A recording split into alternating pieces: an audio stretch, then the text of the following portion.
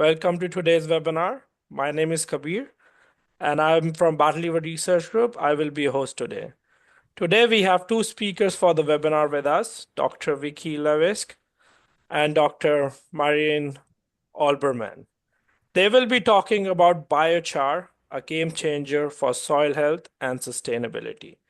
Before we dive in, I'd like to cover a few housekeeping items. If you have any questions during the presentation, please hold them until the very end. We will have 15 minutes for Q&A. However, if something urgent comes up and you need my help during the webinar, feel free to type it in the chat section. I will be keeping an eye on it throughout the session. Without further ado, let's begin today's webinar. And now please join me in welcoming our special guest speakers. Over to you guys.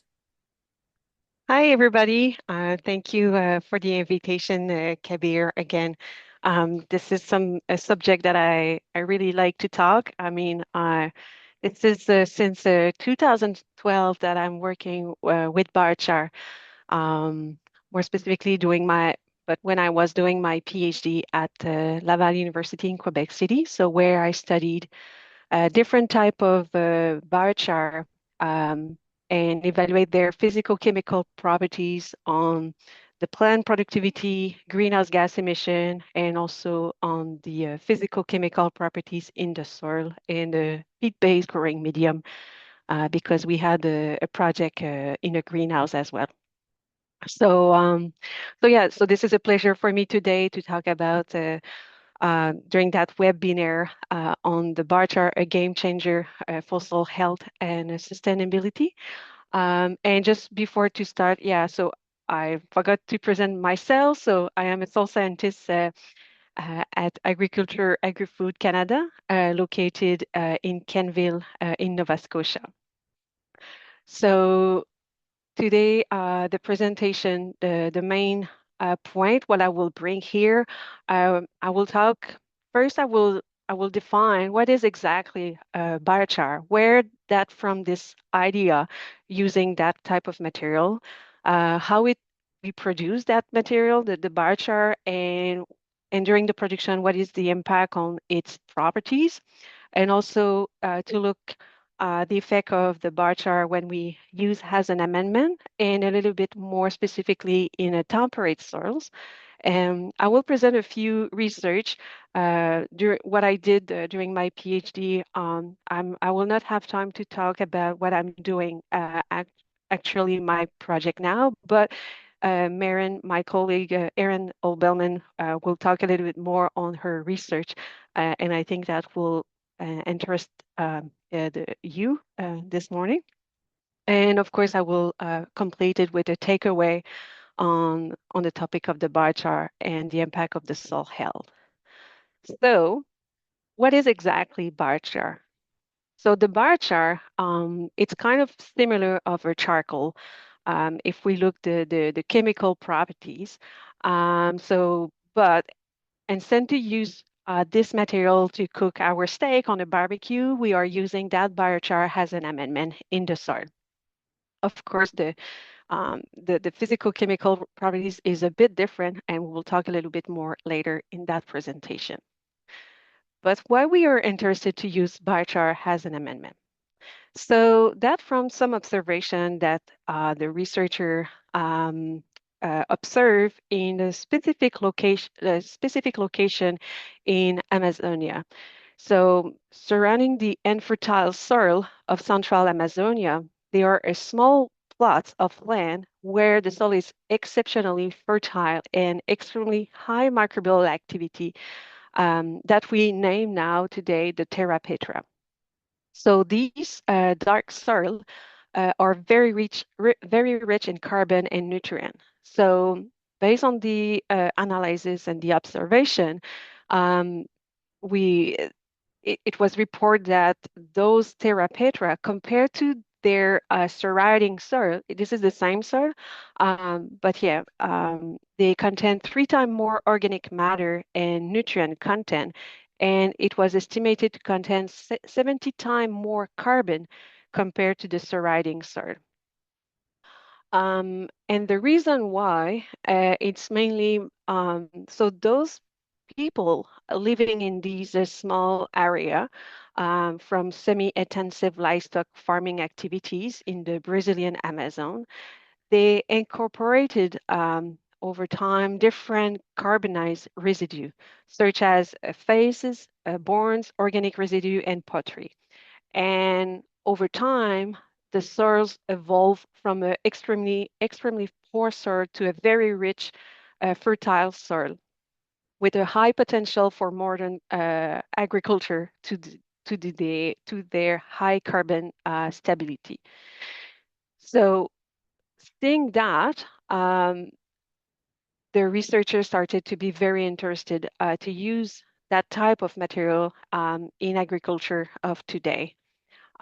So because of this beneficial effect, um, so so those scientific were eager to test this material not only because of the carbon stability, but also they found that could be positive to improve the crop productivity and also the soil health in general. Um, and that started to be more interested. So I will say here, this is the number of publication per year. And we can see on this graph that started around 2009. Of course, some research were done before, but more seriously, yeah, around 2009, the number of publications started to increase, and we now reach around 2,000 publication per year in that topic. So this is very at large, the study on the biochar in different aspects, not only to use as in agriculture, but also to use as a for kind of a bioenergy, also to study the physical chemical properties, like different type of studies, but focusing on biochar. But when we are looking more specifically in agriculture, here, the number of publication drop around for today at around 1,000 publication per year. But again, the interest started in the same.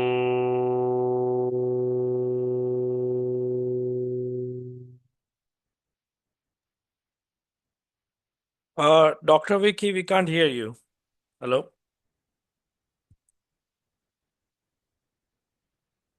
Starting to take that subject Uh, more seriously. so sorry to interrupt. You cut in between, like we couldn't hear you for last 5 minutes. Oh, really? Oh, Yeah. okay. So would you like me to go back or Yeah, if you can, I think so. It was only exactly for 2 minutes.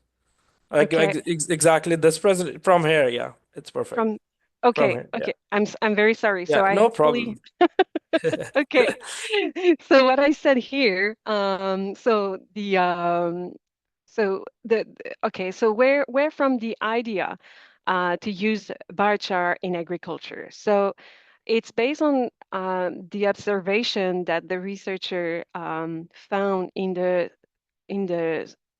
in some located region in the forests of Amazonia. So surrounding the infertile soil that we know the oxysoil of central of Amazonia, there is a small plot of land where we found that they are very extremely rich and very fertile and very the activity of microorganisms are very high as well compared to their surrounding soil. They are very poor. Both of them are both oxysoil, uh, but today we name those small locations that they are very rich in organic matter and yeah. So we name them the Terra Petra. So these dark soil are very rich, like I said, very rich in carbon content and also in nutrient. And it was estimated that they contain 3 times more organic matter and nutrients, and also 70 times more carbon compared to the surrounding soil. And the reason why they were very rich is based on the application every year of of a carbonized residue from the semi-intensive livestock farming activities in the Brazilian Amazon. So we think they were from a farm then 2,000 years ago from these activities that the population living in those small area were doing. And they were applying like different type of burn material from faces, bones, organic residue, and pottery. So over time, the soil evolved from an extremely poor soil to a very fertile soil that today the researcher found that could be something interesting to bring again, maybe not in the same way, but to bring um, carbonized residue in the soil to improve the soil health. And also it may improve the plant productivity as well. Um, so yeah, it's not only on to bring that biomass or that burn material as a, it's not only due to the high carbon stability, but also by its positive effect on the soil health and also on the plant productivity. So the research on that material started around 2009. More seriously, of course, we had some research before. And here in that graph, I present the number of publication per year, and of course the year on the X axis. And today we have approximately more than 200 publication per year on the biochar.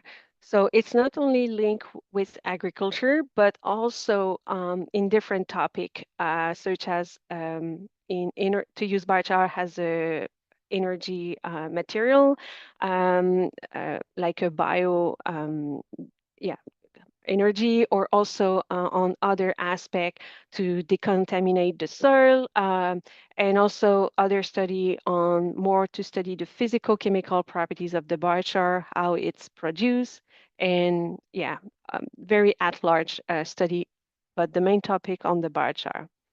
And when we look more on the use of biochar as an amendment in agriculture, also started around 2009.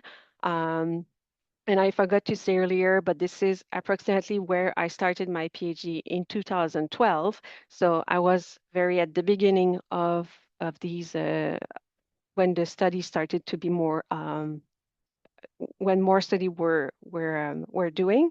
So and here it's of course when we look only specifically on the use of biochar in agricultural soil, the number of publication per year drop around 1,000 like if we look at around today.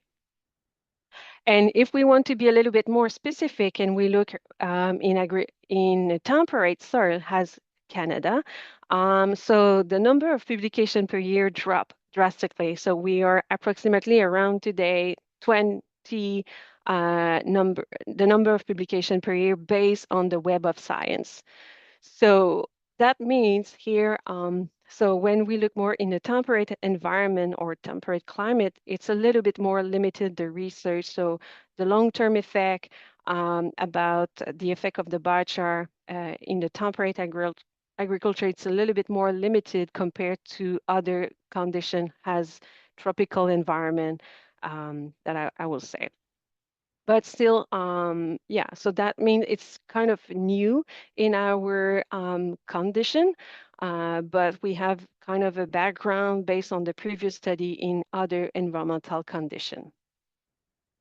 So yeah, about how the biochar is produced. So the biochar is from different type of waste material. For example, manure or other animal from different animal manners, from also from food residue and also from wood residue as well.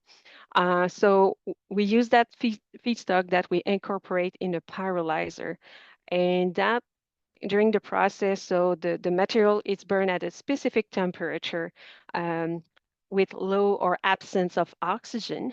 And we, after a time of a resident time in the pyrolyzer, we produce the byproduct, the biochar. We have also another portion, it's the oil and the gas, but usually now with the new system, they go back in the pyrolyzer. So it's kind of a close circle. So we have this biochar. So different technology are using to produce the biochar. And so there, yeah, these several different biochar production technology, but where the slow and the fast pyrolysis is the most common technique used to produce the biochar for agriculture application. So here you can see very very homemade one versus more technical. But yeah, and the difference between slow and fast pyrolysis condition, it's mainly that will be the yield of the biochar who yeah, the yield of the biochar produced from these two different system. Of course, the temperature, the eating rate, and also the time of residence of biochar in the pyrolyzer will also be different between both technology. But most of the case, by using a slow pyrolysis, you have a better yield compared to the one with the fast pyrolysis. One of the main reason is often with the fast pyrolysis is to produce the oil for bio.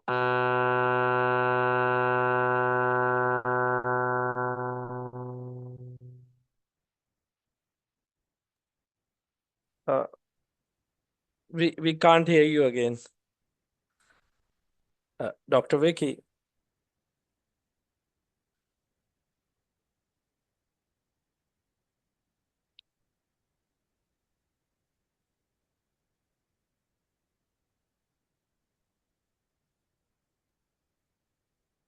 Vicky, we can't We hear can, you. Oh, yeah, it's no, maybe it's your headphones. I No, think so. They're having a lot of static, so we can't hear you. make, can you do it without the headphones? Is it better now? Yeah, yeah. Now we're pretty clear.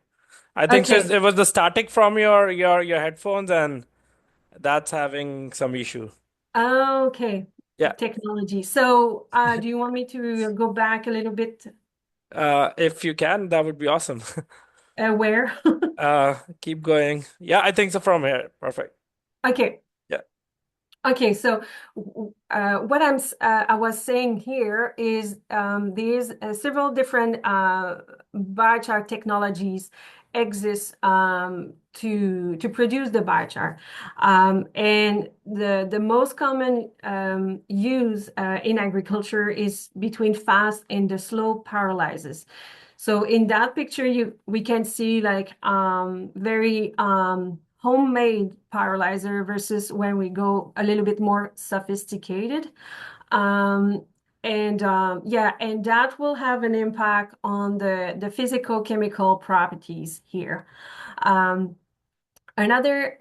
yeah, so, but the main difference here, of course, the temperature will be a little bit different between these two technology. The eating rate as well, and also the residence, like the feedstock staying in the pyrolyzer will be different between these two technology. But at the end, usually the yield of the biochar will be higher by using a slow pyrolyzer compared to a fast pyrolyzer. And one of the reason is often with the slow pyrolyzer focus more on the production of the biochar itself versus often the fast pyrolyzer will focus more on the production of bio oil that we can use as a biogas for energy.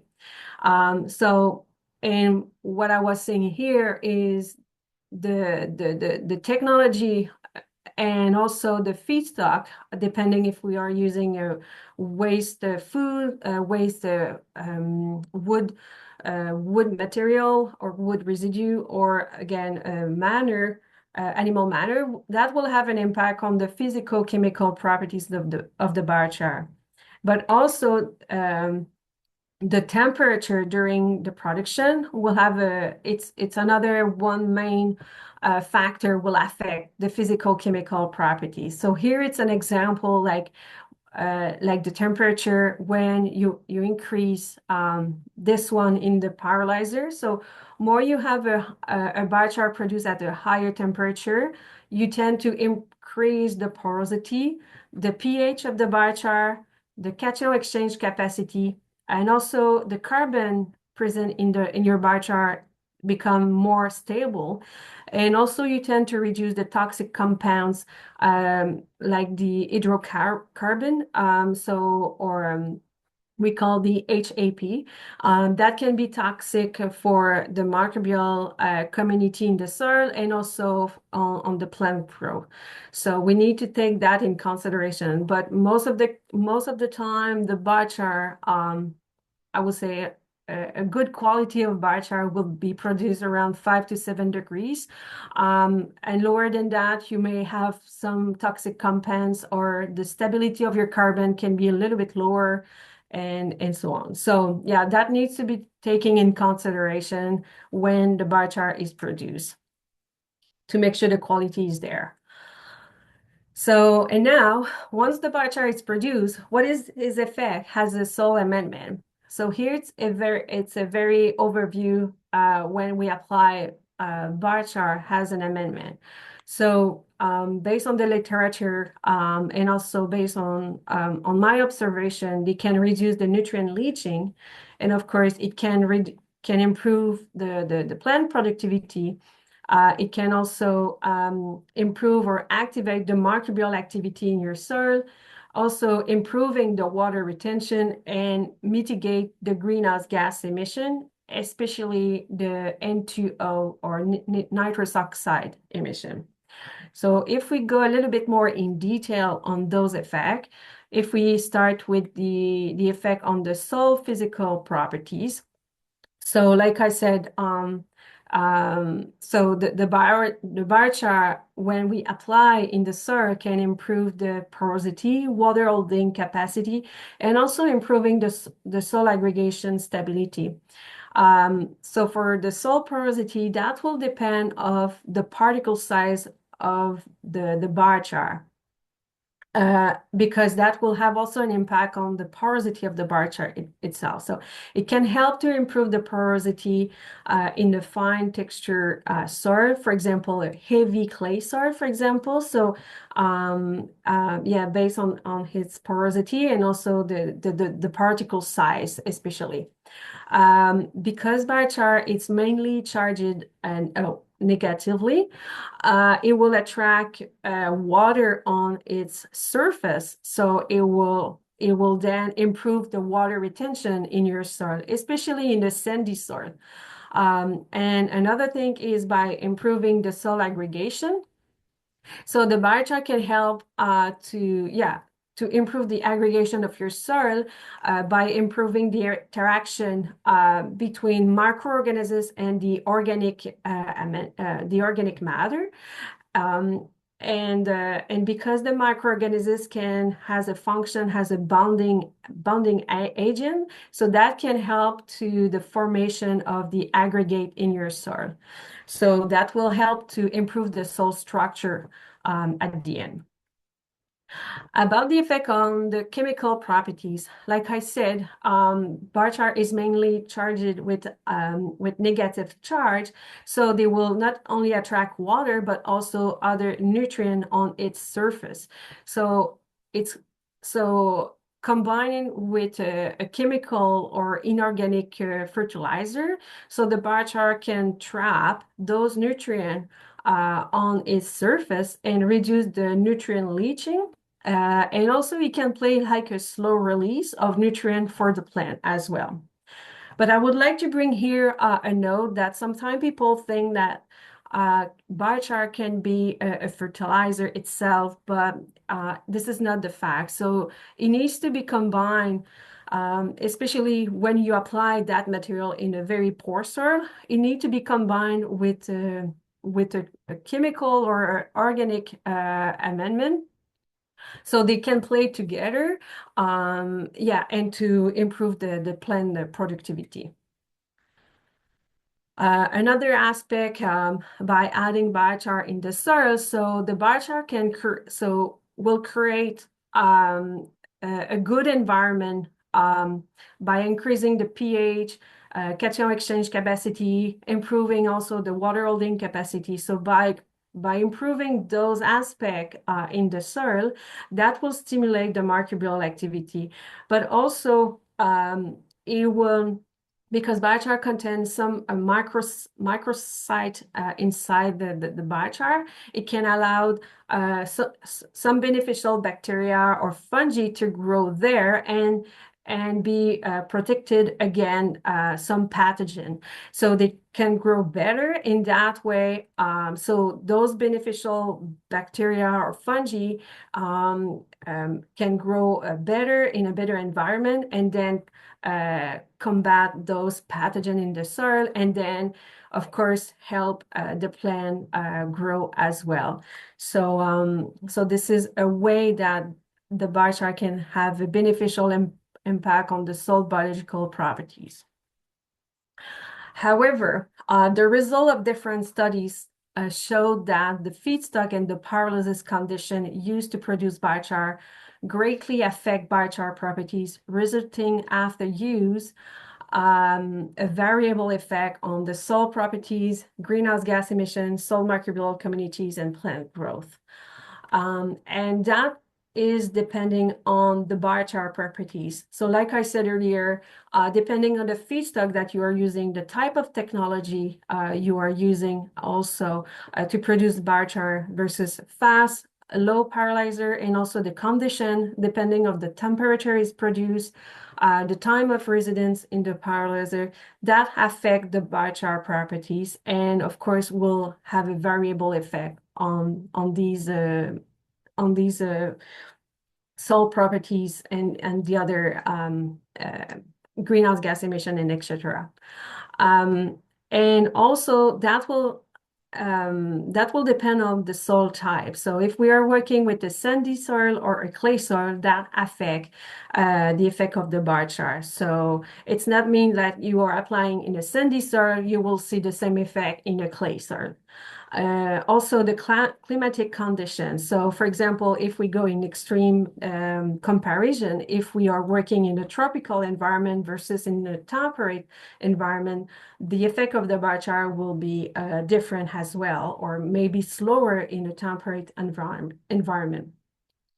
Another aspect to consider is the biochar application rate. So depending if you are applying a high amount versus a low amount, the effect will be different. And of course, the particle size of the biochar, if it's a powder material or more a coarse material, that influence the effect when we apply in the soil.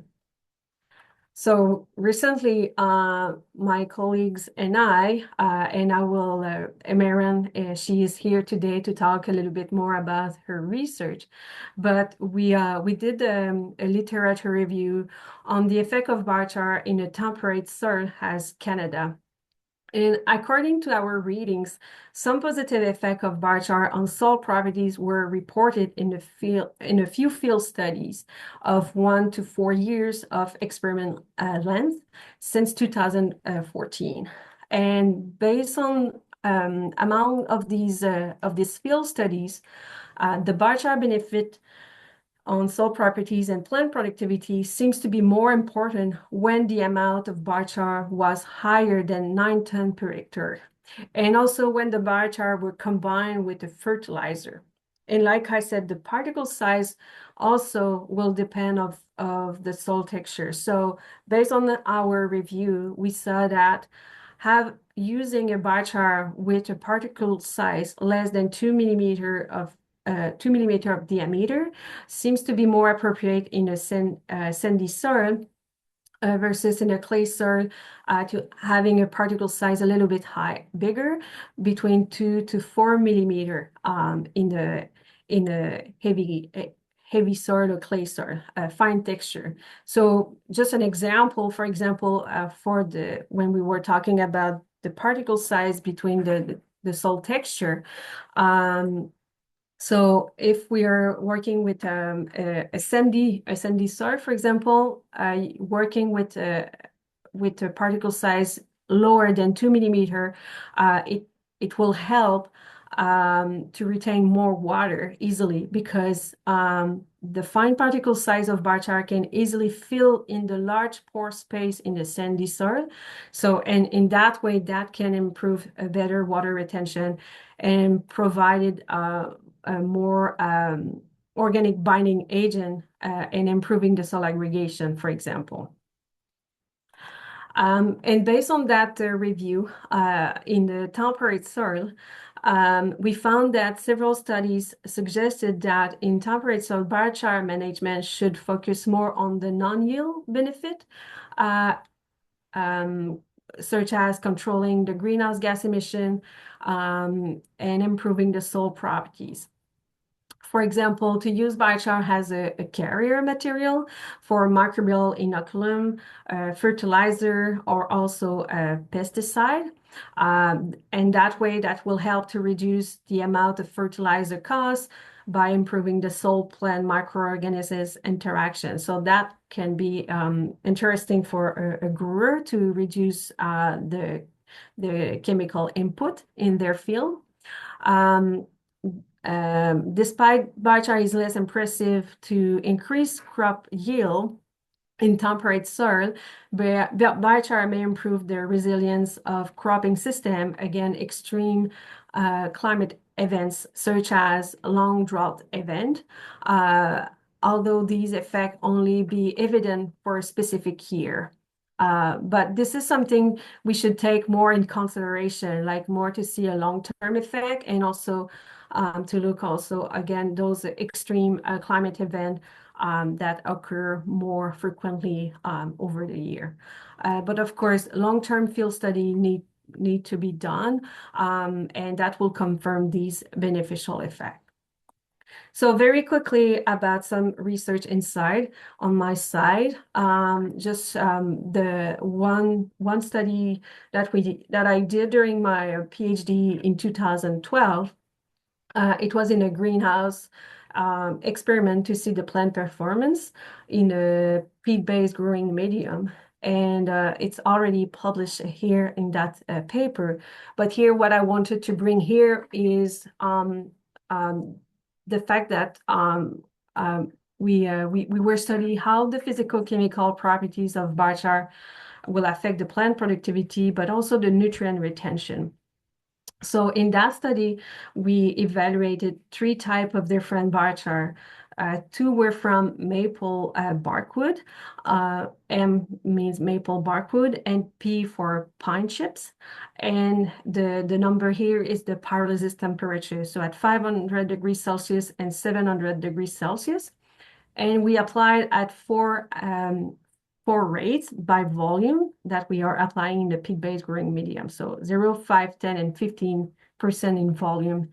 And what we were interested in here is to see if we can reduce the fertilizer based on the recommended fertilizer level at 50% versus, and we compare that at the full application rates. So based on those results, of course, this is a picture of sweet paper with the control without biochar, and we increase the application rate by volume of biochar. Here it's with the maple bark at 700 degrees Celsius. So we can see visually like the biomass was higher at the higher rate of biochar in that experiment. But if we look the yield of fruits of tomato and sweet pepper in both study, so here this is the yield of fruits in the fertigation at 50% of the recommended level in all treatment, including the control. And we can see in all case the value or or higher than the control at 50% of the recommended level. And I highlighted in red those treatment with biochar, and we compare with the control at 100% of fertilization level. And most of them, we were able to increase at 7 to 29% the yield of fruits of tomato, and 18 to 33% of the of pepper in both cases. So that means it was very interesting because we were able to reduce at 50% of the recommendation level of fertilizer without affect the plant productivity. And another aspect that we observed in that research is also the adding biochar improved the nutrient uptake, especially so we were looking on nitrogen and phosphorus. So that improved the nitrogen and phosphorus uptake by the plant, and also reduced the nitrate and phosphorus in the leaching. So this is another good aspect that we found in that research. Another study here was a long incubation study. It's a kind of a control environment study where we evaluated 3 different types of biochar on their ability to mitigate the greenhouse gas emission in a fertilized soil. So in that study, we use a clay soil that we know that in the field, the emission of greenhouse gas emission were very high. So, and we tend to study the application of those 3 biochar in that type of soil if we can reduce the emission of greenhouse gas. So here we tested 3 biochar, 2 from maple bark, made at 400 degrees Celsius and 700 degrees Celsius, and the other pine chip at 700 degrees Celsius. And here the application rate was, we compare 0 and 5%, and 5% represents 60 ton per hectare in that study. So based on that result, so it was the incubation time, so it was close to a year. And here I present the N2O emission. And every time we were adding the fertilizer, the response of N2O emission in the control was very rapid and very sensitive to the application of fertilizer on N2O emission. So the response was kind of similar to what we observe in the field. And when we added the biochar, we can see clearly like all the biochar were able to mitigate the N2O emission. And that in these 3 cases, of course, the physical chemical properties were different in between the 3, but one of the reasons of the beneficial effect on the mitigation of N2O is probably due to the nitrogen adsorption on the biochar that we observed. Also because some biochar can increase the soil porosity in the clay soil, and also improving the soil pH, so that helped to mitigate the N2O production by having a complete denitrification. So instead to produce N2O, it produces just N2, and that has no impact on the greenhouse gas emission. So that concludes my presentation. So in overall, biochar can improve the soil health by supporting ecosystem function. So mitigating greenhouse gas emission, especially N2O emission, can improve the carbon storage for long term, can improve biological diversity, improving water retention and filtration, and improving the soil aggregation. In that way, it helps also to soil recovery phase on climate, for example, after a heavy rain or very drought season, and may help also to the plant resiliency. But again, long-term study to be completed here in a temperate environment to confirm those beneficial impact. And another point, another thing that I would like to bring here is to make sure the quality of the biochar, and also to know what type of soil that you are working with, and see what type of problem that you want to resolve before to adding a biochar. Another point that I wanted to bring here during that presentation is now, I think it's probably since 2017 around. So those companies who are producing biochar need to be certified by the CFIA, the Canadian Food Inspection Agency, before to sell that biochar and be incorporated in the soil, especially in agriculture. So it just that will help to make sure like the quality of the biochar is there, and you will you will be confident on the use of biochar. So thank you so much, and I'm very sorry for the technical aspect with the sound, but I would like to thank you to listen. And I think, like we said earlier, Yeah, I will answer to your question after my colleague Maren will do hers. So I will pass to her. Thank you. perfect. Okay, thank you. I'm gonna share my screen now. Just a minute. Hopefully we won't have any major issues.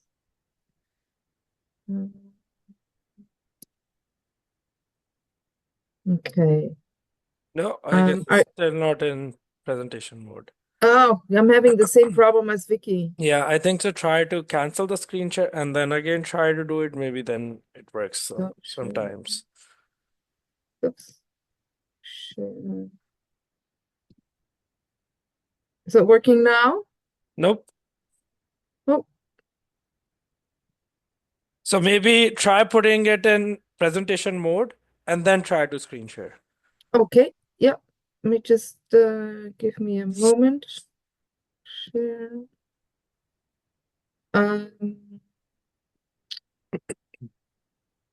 Yeah, I'm not sure if that's gonna work out because I tried that before. Okay,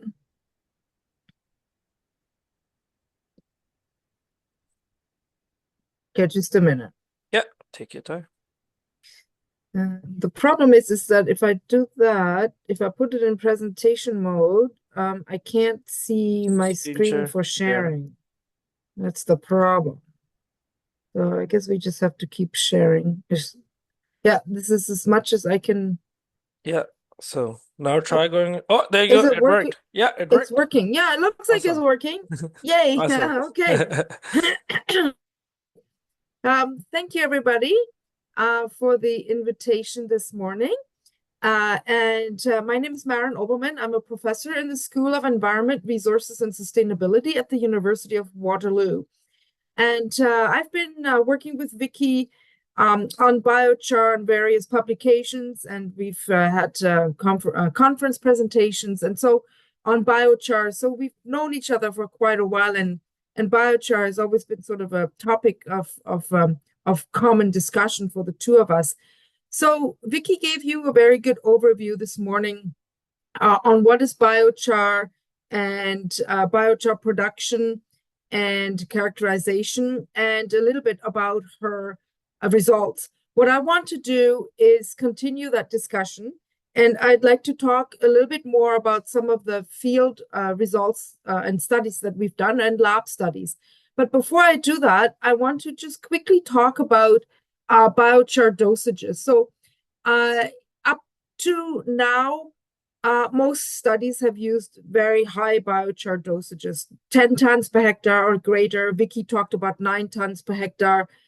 And higher dosages are really good because we know we can have more carbon sequestration potential. And there seem to be no negative effects even at up to about 90 tons per hectare. Some studies have shown that 90 tons per hectare, then we start to see some negative effects on soil. But these dosages are very, very high. The problem with these high dosages, even if we're talking about 9 or 10 or 12 or 8 tons per hectare, is that it has a little bit of an economical limitation. It's at the moment very difficult to get sufficient supply of a very high quality biochar that can be applied at that dosage. But then it's also very, very expensive. High quality biochar should always be considered when applying to soil. If you're interested in using biochar in your agricultural soils or in your backyard, then you should really make sure that it's a CFIA certified product. Because if you start to make biochar sort of in your backyard, it's a very unregulated, uncontrolled process. And it can result sometimes in a low quality biochar. And then we're also not quite sure what you're adding to your soil, and it could have negative effects on your soil. So having said that, from a research perspective, there's now actually more of an emerging trend where the researchers are interested in adding a lower biochar quantity. So we're talking about 1 to 3 tons per hectare. This is also a little bit more economic and realistic in terms of for availability, and economic in terms of how much money you have to shell out for purchasing. It's at the moment not clear if these lower dosages require a one-time application. These same questions are also parallel to those with higher dosages. So even if you add 10 tons per hectare, we're still not quite sure if it should be a one-time or every year or every second year. And so whether we're using high dosages or low dosages, the quantity of biochar we're adding is likely going to depend on the quality of the biochar itself, the quality of the soil, and also what is the objective? Is it carbon sequestration? Is it soil fertility? So those are some of the things that are always really important to keep in mind and ask yourself before you take the next step in adding biochar to soil. So what I would like to do now is outline some of the field research that we've done.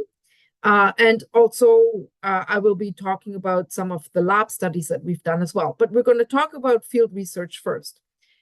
So we started in 2016, the largest replicated on-farm biochar field trial in Ontario. And this was located on a commercial farm. It's a poultry farm. And we started a replicated trial there with the objectives in mind to try to determine what is the impact of biochar on soil health and greenhouse gas emissions.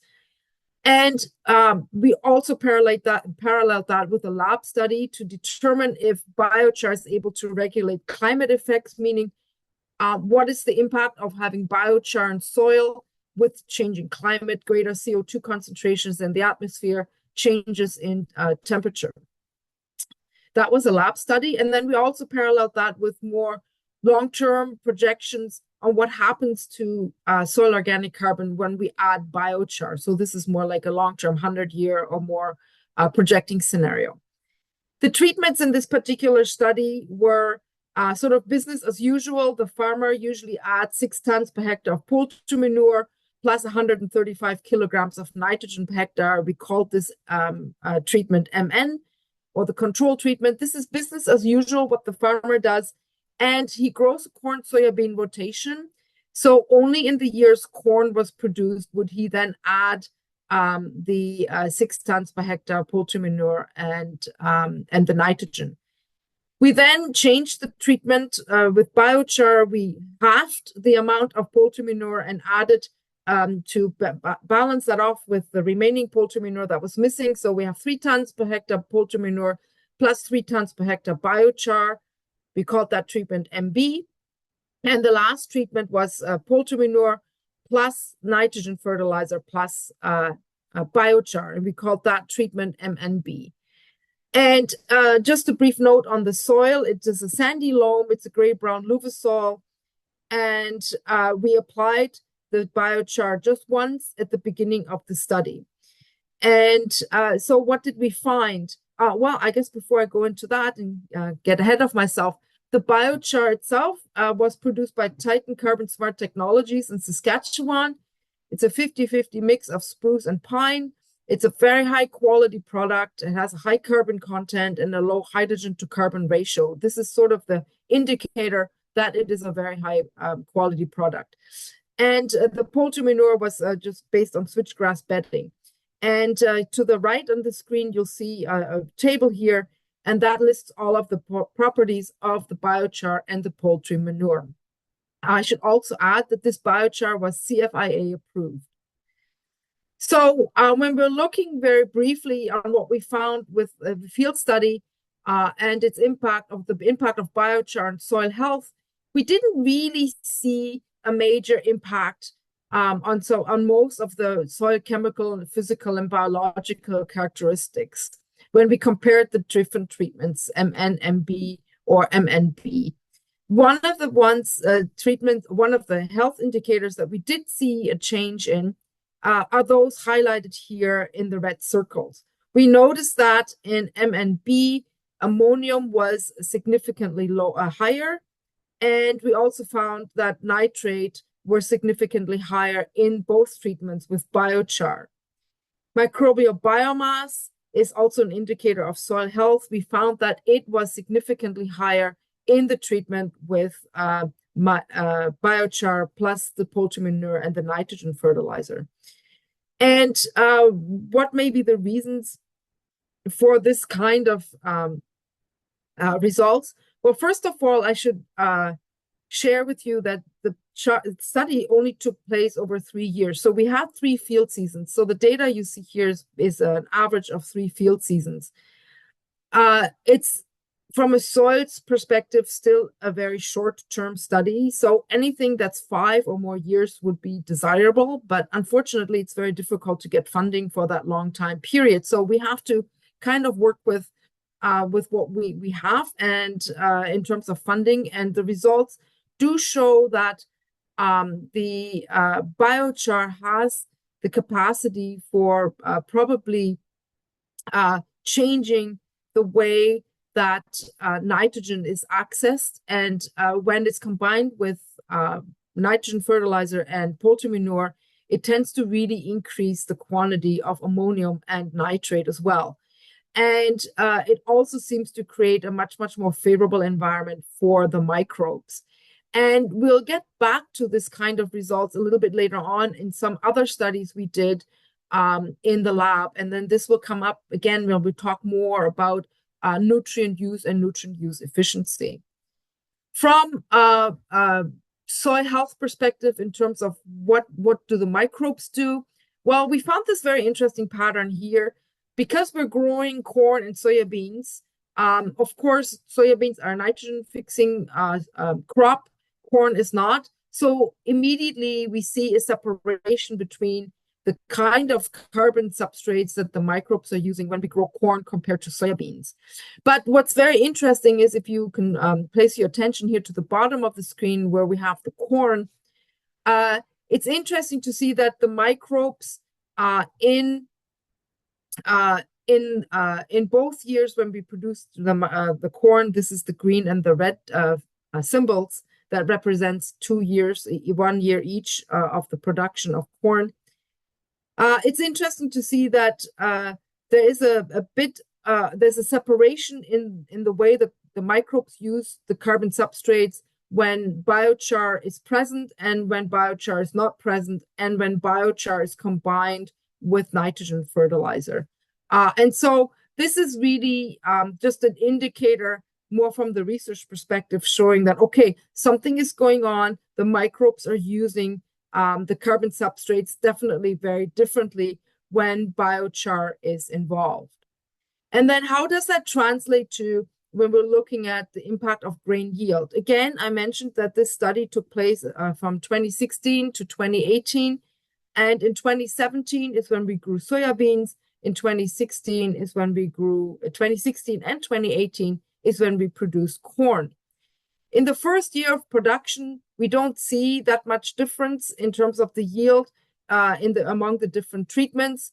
In 2017, we definitely expect the grain yield to be lower because we're producing soybeans, which have a much lower productivity in terms of yield. And when yield here is measured in terms of grams per square meter. But when we go to 2018, the final year of the study, we can see that the addition of biochar when combined with manure and nitrogen fertilizer had a very significant impact on the production, on the corn yield in this case. And also we see a very favorable result just in the treatment with manure and biochar. Whereas the business as usual scenario in the blue dots, just having manure and nitrogen fertilizer, has a much, much lower grain yield. So we're definitely seeing some favorable impact on grain yield when biochar is added. But what's interesting here is that there seems to be a latent effect. We didn't really see this effect coming across very strongly up until the last part of the study. So it took a few years for us to see this kind of effect.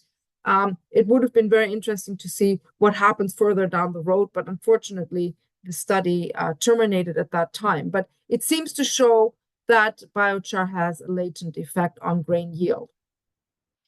When we're looking in terms of greenhouse gas production, again, these two charts, the one on the left shows carbon dioxide emissions, and on the right shows nitrous oxide emissions. These are cumulative effects, and we can just maybe have a look for simplicity's sake on those parts on the very right side of the each of the charts, those highlighted in a red circle. We can see that in terms of cumulative CO2 emissions, the treatment with manure, biochar, and nitrogen fertilizer actually had a much lower, a significantly lower carbon cumulative CO2 emission. But then when we go and check how that looks for nitrous oxide emissions, the story changes a little bit. And we notice that those two treatments here, and the blue bars and the green bars, have a significantly higher quantity of nitrous oxide emissions compared to the treatment with just manure and biochar. Why is that? Well, both the blue bars and the green bars are treatments that contain nitrogen fertilizer. So this is almost an expected effect. Whenever we add nitrogen fertilizer, we tend to see a much greater nitrous oxide emission. In this case, likely the quantity of biochar, which was only 3 tons per hectare, was maybe not enough to see a very, very strong impact on the mitigation of nitrous oxide in this case, particularly when we added nitrogen. We also did a study that determined the impact of a changing climate on biochar. So we used soil from the same experiment I've just talked about, and we subjected it to different climate change scenarios. We had sort of here in the top top rectangle that I highlighted in the darker green. It's sort of the business as usual. We used our ambient CO2 concentration and typical daytime and nighttime temperatures. We then changed it to increasing sort of what we call a warming effect, where we kept the CO2 concentrations the same, but we increased daytime and nighttime temperatures. And then we had another single component climate effect where we kept the daytime and nighttime temperatures the same as ambient conditions, but we increased the CO2, atmospheric CO2 conditions to what's projected for this part of Ontario, for Southern Ontario, by the year 2060 or 2050. And then we had another one, then the last bar here, it's a multi-component climate effect where we combined elevated CO2 and elevated temperatures. And we wanted to see when we subject soil amended with biochar and grown with soybeans, what kind of impact does the biochar have? Is it capable to kind of mitigate these impacts of the single component and multi-component climate effects? What we found was actually very interesting. And we found that biochar actually acted independently of these climate effects. And we found that biochar did not really have a very strong influence on any of the properties that we measured in the soybeans in terms of the number of leaves and biomass, etc. And we also found that biochar did not really significantly influence soil properties. And we found that the biochar also didn't really provide a better ability of the soil and the soybeans to cope with the climate effect. So from this study, we didn't really see that the biochar had a very strong impact on the changing climate. We really found more that climate had a much greater influence on the crop and soil properties than the biochar.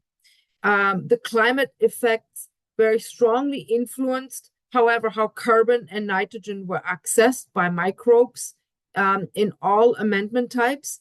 And this is where, if we do more studies and get a better grip on maybe how to handle some of this research a little bit differently, this may be the area where biochar could play a role. But that's just very speculative at this point. We have not done any further research on this aspect. Last, for this study here in Ontario, we also wanted to see what is if we project, take the data we gathered in the field and input it into the Century Soil Organic Carbon model and project to see what happens to soil organic carbon after after about 100 years or so.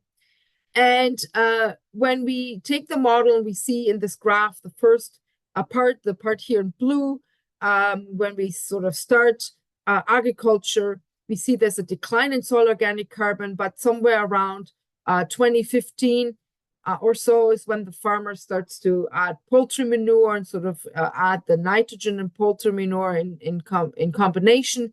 And then we also add the biochar.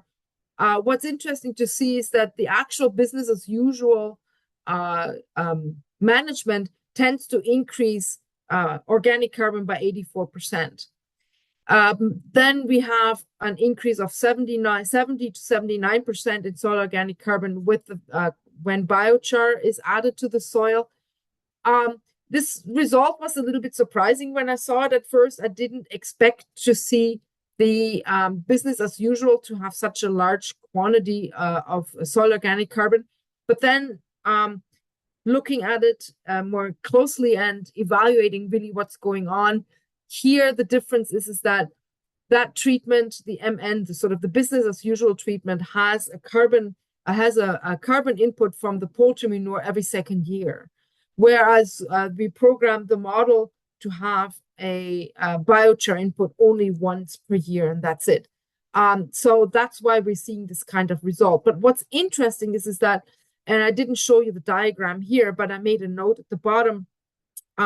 If we're looking at the passive fraction of carbon, the most stable carbon fraction that has a turnover time of anywhere from 100 to 400 years, when we look at how the biochar treatments compared to the business as usual, we found that the passive fraction with biochar increased 32% more compared to the business as usual. So although from the outlook, when we're looking at soil organic carbon, it doesn't seem that biochar has had definitely an impact, but maybe not as big as the business as usual.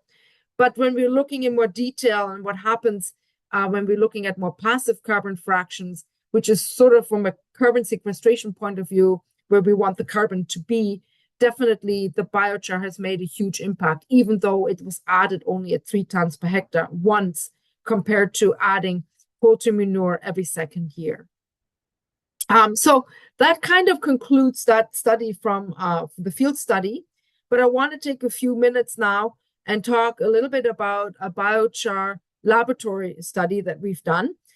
This is interesting because here the objective was to add only 1 ton per hectare of biochar preconditioned with urea ammonium nitrate. And we used corn and we evaluated the production of corn or some biomass as an example. How does the growth of corn and what are the characteristics of soil? How do they differ in soil with different characteristics in terms of texture? And that's outlined here on the table. We had a coarse textured soil, a medium textured soil, and a fine textured soil. They're all fairly similar, but except when we look at the amount of soil organic carbon and total nitrogen, we see that the coarse textured soil, of course, is much, much, much lower in the content of these chemicals.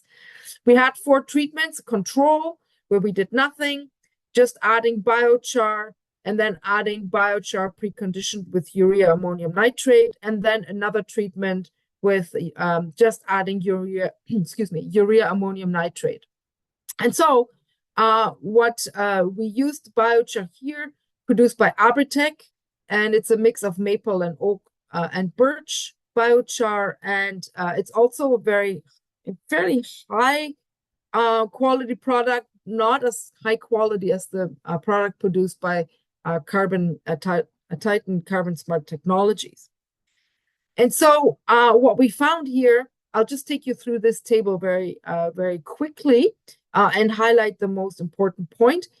When we're looking at coarse textured soil, medium textured soil, and fine textured soil, and these various treatments that we have: control, biochar only, biochar preconditioned with urea ammonium nitrate, and just urea ammonium nitrate alone, we can look, if it's looking at the first column here on the biomass in terms of grams per plant of corn, we see that in all soil textures that if we add biochar with preconditioned with urea ammonium nitrate or just urea ammonium nitrate, it definitely had a very significant impact on the increase of biomass of the corn. We see the greatest change here in the soil that's coarse textured and medium textured, not so much of a change in the fine textured soil. We see almost a very similar type of pattern when we go over to the percent nitrogen. This is total nitrogen in soil. Coarse textured soil definitely has a much greater quantity of nitrogen in the treatment with urea ammonium nitrate and biochar, and the urea ammonium nitrate, which is kind of expected. Of course, it's a pure nitrogen product, so we are going to expect to see a much greater quantity of nitrogen in the soil. And this, again, was very similar in all 3 of the different soil textures.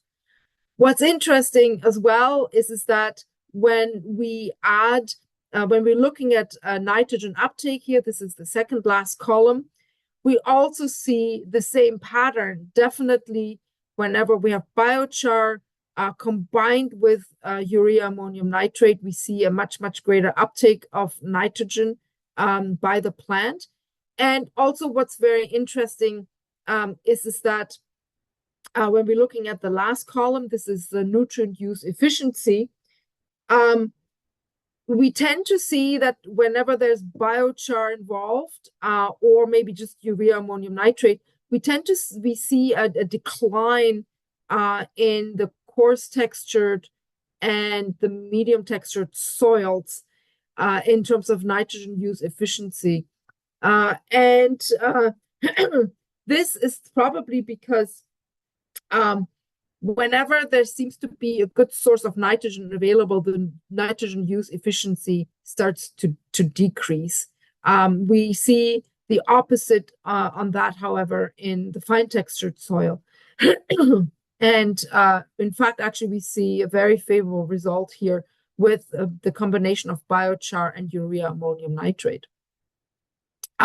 Having said that, what does it look like when we are looking at nitrate and ammonium? And again, we see very favorable results when it comes to the medium textured soil, where we have a significant increase in ammonium and also in the soil microbial biomass, carbon, when we're looking and comparing differences among treatment and soil textures. And we also, when we're comparing among treatments within soil textures, we also see a lot of increase in nitrate, particularly in the treatments that contain biochar. So that is an indication that the biochar here is probably reacting a little bit with the nitrogen and providing nitrogen availability to the plant, and therefore increasing its nutrient use, as we saw in the previous slide.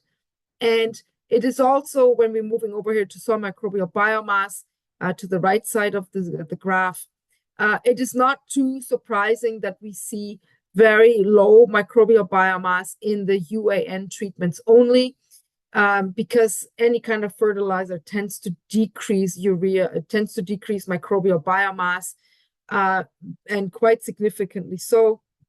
Although we see that when we combine urea ammonium nitrate with biochar, there seems to be some more favorable environment created, particularly in the fine textured soil, for the microbial biomass. We also looked at where the microbes and how the microbes are utilizing the soil carbon substrates. We found, of course, the use of carbon substrates significantly different among the different textured soils. And we also found that the carbon substrates were used differently in treatments that had biochar or contained biochar, whether it was biochar only or the biochar combined with the urea ammonium nitrate.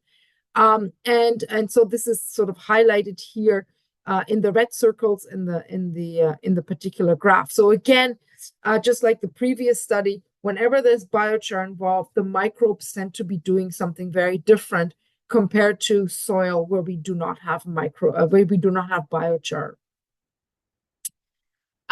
And so I wanted to talk a little bit about the last few slides, a little bit about some of the research that's still in progress and that we've been doing. The previous two studies I've talked to you about have all been fully published. I have a list of publications at the end of the slide deck, but you can also check out my website. The references are there, and if you are interested, I would be more than delighted to send you the PDF files of these particular studies. At this very moment, we are very busy with studies that involve biochar. We have a northern agriculture biochar study. We have also another study working on alpaca waste materials. And we're also working with an on-farm biochar production system where we're using on-farm waste for biochar production. So I'm going to talk briefly about each of these. These three different studies will not be as detailed as what I've just talked about because they're still ongoing and we don't have very many results yet. In northern agriculture and biochar, well, this is northern agriculture north of 50. So we're in the boreal zone here. And climate change is expanding agriculture into this particular forest zone, into the boreal biozone. And that means that there has been some speculation that this particular biome could potentially become a major contributor to food security by the year 2100. And so what's happening is that there's rapid expansion, conversion of boreal forests to agriculture, which of course has many implications, including loss of habitat and biodiversity, and of course further contribution to climate change. The other problem here is that these are low fertility soils. These are what we call potsoils, and they are very good. They can be productive for short-term agricultural production, but if they're not managed properly, and if we don't have appropriate management in terms of fertilizer or organic matter addition, then they very rapidly become infertile, which usually leads into the land being abandoned, and then the cycle starts again. This is a very similar cycle to what we see actually in tropical forests. And so what is the solution here is to establish a sustainable agricultural production system that prevents the uncontrolled land use change, that helps to improve or maintain, at minimal maintain, but at best improve soil fertility, increases soil carbon, and decreases greenhouse gas emissions. So on the photo here on the right, this is an aerial view taken with the drone.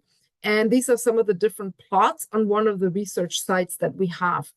The research is located actually on 3 different farms in the Happy Valley Goose Bay, Labrador region. And we have farms, as you can see in the picture here on the right, that's been converted, that was converted in 2022. So it's a very recently converted area. The soils are very, very high in sand. And it's very, very easy to remove the trees. In fact, somebody told me they just take a big bulldozer and drive right into the forest and kind of topple over all the trees. And so our work here on 3 different farms uses multiple amendments, including biochar that's added here at 8 tons per hectare. So this is one of the studies where we're using a greater quantity of biochar. We also have different amendments such as lime and peat and mineral fertilizer, fish compost and fish waste. And the crops are produced a pea oat mix or single oat or single pea. And we're trying to determine what is the impact of these different amendments on peat and oat yield, as well as what is their capacity for nutrient use and nutrient uptake efficiency, what is the impact on soil health, what is the impact on soil organic carbon and microbial dynamics and greenhouse gas emissions. As I mentioned, we've only got completed 2 years of field season, so we're heading into a 3rd year again. Unfortunately, only a 3-year-long study. Wish they had more funding to continue this. So we have a lot of data, and we're still cranking through this data. But I was not able to get greenhouse gas data, but I was able to get some data in terms of above ground biomass yield from the pea oat mix. And here highlighted in this green square or rectangle, you'll see some black bars and red bars. Just ignore the black bars. It's just a statistical test that we've done, and then the results come out this way. I just wanted to highlight the red bars here, and there seems to be a very favorable trend that these are the 3 treatments that we have that contain biochar. And so the first one is just a biochar control, so biochar only. This is a fish meal with biochar, and I believe the next one is also a composted fish meal with biochar. So we can see that compared to some of the other treatments with peat or fertilizer, that when we combine biochar into the treatment, that they tend to do very favorably. There's another biochar treatment here that I forgot to highlight as well. So definitely very favorable if we have mineral fertilizer or fish meal combined with biochar, or just a control with no amendment. So biochar seems to do really, really well. And why is that?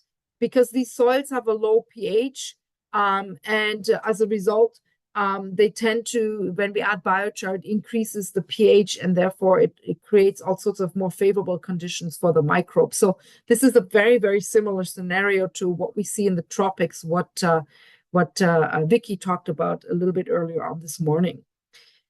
Another study that's underway is alpaca waste materials and the inclusion of biochar. And this is a bit of an odd study, perhaps, but a friend of mine runs a small-scale alpaca farm. So you can see here, she doesn't have that much livestock. It's a few, maybe 10 or so.